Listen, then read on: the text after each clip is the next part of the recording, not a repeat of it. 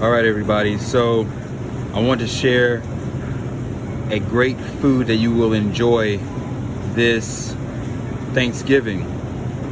This is something that I use regularly, and I use it either by putting it in my stuffing, or I'll put it in the oven and bake rice inside of it.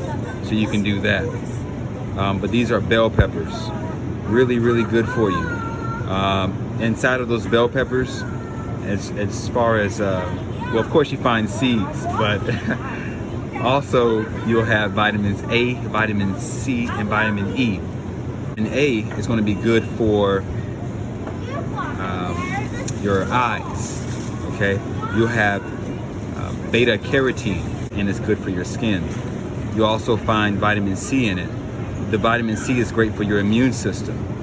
It'll help keep you healthy during the winter months, as well as keep you protected from any type of diseases. And lastly, you'll have vitamin E if you eat a bell pepper. Vitamin E is good for your hair, your skin, and your nails. So not to say that you need to eat bell peppers alone to get vitamin E, but you also need to get vitamin E from other sources. I hope you understand that. If you have any questions, contact me at marcusfitpro@gmail.com. Thanks for listening.